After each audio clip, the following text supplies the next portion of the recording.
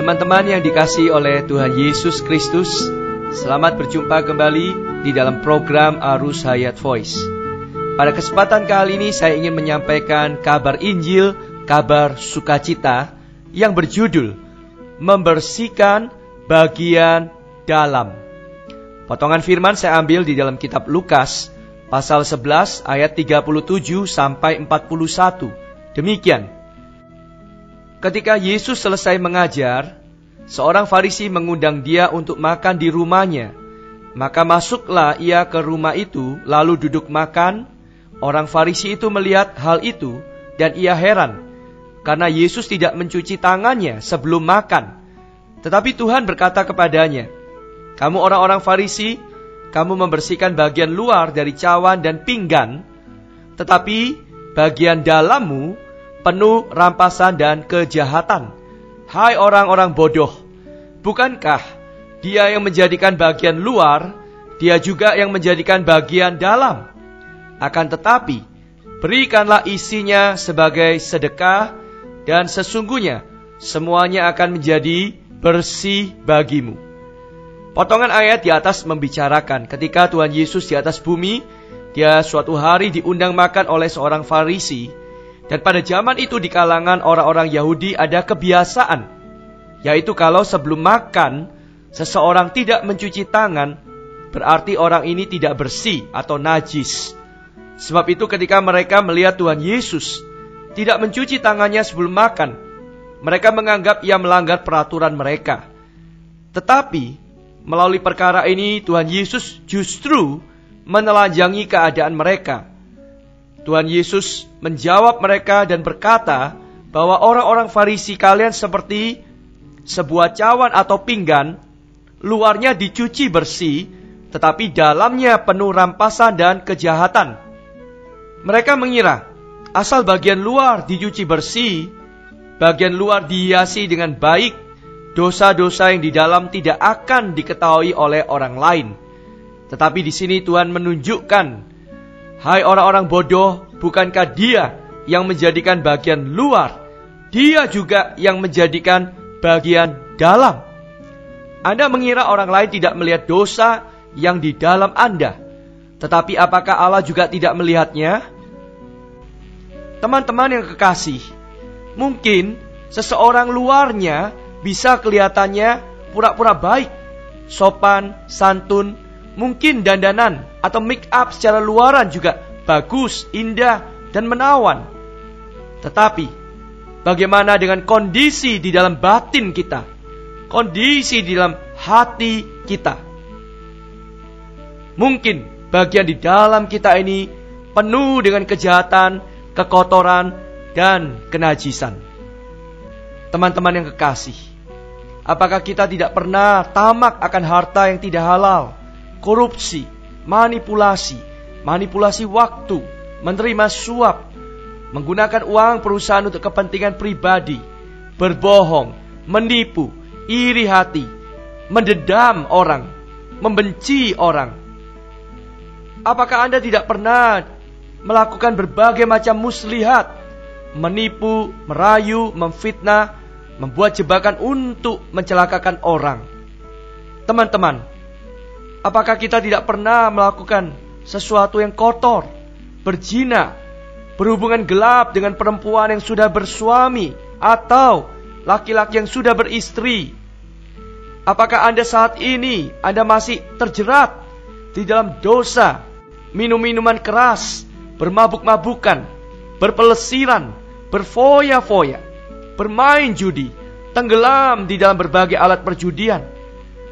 Apakah Anda saat ini masih terikat oleh dosa-dosa pornografi, narkoba, dan lain sebagainya? Oh teman-teman, dosa yang Anda perbuat seumur hidup Anda, mungkin orang-orang terdekat tidak mengetahui. Mungkin secara luaran orang melihat Anda ini baik, tetapi ada dua orang yang pasti mengetahui, yaitu Anda sendiri dan Allah yang di surga. Allah tidak seperti manusia. Manusia melihat yang di luar, Allah melihat yang di dalam. Teman-teman, Sekarang kita memberitahu Anda sebuah berita yang baik. Tuhan Yesus yang kita beritakan ini, Dia adalah juru selamat orang berdosa. Dengarlah perkataan yang diucapkannya sendiri. Di dalam Markus pasal 2 ayat 17. Tuhan Yesus berkata, bukan orang sehat yang memerlukan tabib, tetapi orang sakit. Aku datang bukan untuk memanggil orang benar, melainkan orang berdosa. Ia berkata pula, sebab Allah mengutus anaknya ke dalam dunia, bukan untuk menghakimi dunia, melainkan untuk menyelamatkannya oleh Dia. Inilah yang dikatakan di dalam Yohanes pasal 3 ayat 17. Tujuan Tuhan Yesus datang ke bumi adalah untuk menyelamatkan orang berdosa, sama seperti seorang dokter datang untuk mengobati orang yang sakit. Teman-teman yang dikasihi oleh Tuhan Yesus, datanglah menurut apa adanya diri Anda, menurut apa adanya kondisi Anda saat ini ke hadapan Tuhan Yesus. Dengan tidak menutup-nutupi, Anda mengakui segala dosa-dosa yang Anda lakukan. Akuilah di hadapan Tuhan Yesus. Ia akan mencuci bersih segala dosa Anda, karena Ia telah mati terpaku di atas kayu salib. Kepala dan sekujur tubuhnya, kedua tangan dan kedua kaki yang dipaku itu mencucurkan darah. Ia mengalirkan darah bagi dosa Anda dan saya. Karena firman Tuhan mengatakan, tanpa penumpahan darah tidak ada pengampunan. Teman-teman yang dikasihi oleh Tuhan Yesus, terimalah Tuhan Yesus menjadi juru selamat Anda. Anda tidak perlu bimbang, tidak perlu ragu-ragu. Anda datang ke hadapan Dia, memohon kepadanya, Tuhan Yesus, aku adalah orang yang berdosa, mohon Dikau dengan darah-Mu mencuci bersih aku. Kalau Anda dengan sungguh-sungguh berseru kepada Tuhan, percaya, mengakui segala dosa-dosa Anda akan beroleh pengampunan dan Anda akan diselamatkan. Mari kita berdoa. Tuhan Yesus, ya Tuhan, aku mengakui bahwa sesungguhnya aku, secara luaran Tuhan, aku mungkin baik di pandangan orang lain. Tetapi Engkau adalah Allah yang mengetahui apa yang ada di dalam setiap manusia. Apa yang ada di dalam diriku penuh dengan kejahatan, penuh dengan rampasan, kerakusan, bahkan penuh dengan berbagai macam kedurjanaan. Ya Tuhan, tetapi aku bersyukur kepadamu. Engkau telah mati bagi dosa-dosaku di atas kayu salib. Engkau telah mengalirkan darah Adimu untuk mencuci bersih segala dosa nistaku dan segala kejahatanku dan segala kekejian yang ada di dalam diriku. Aku terbuka kepadamu. Aku mau menerima dirimu supaya bagian di dalamku dibersihkan. Di dalam nama Tuhan Yesus kami berdoa. Amin. Demikianlah firman Tuhan yang telah disampaikan. Sampai bertemu di lain kesempatan. Kasih karunia Tuhan Yesus Kristus menyertai Anda semua. Amin.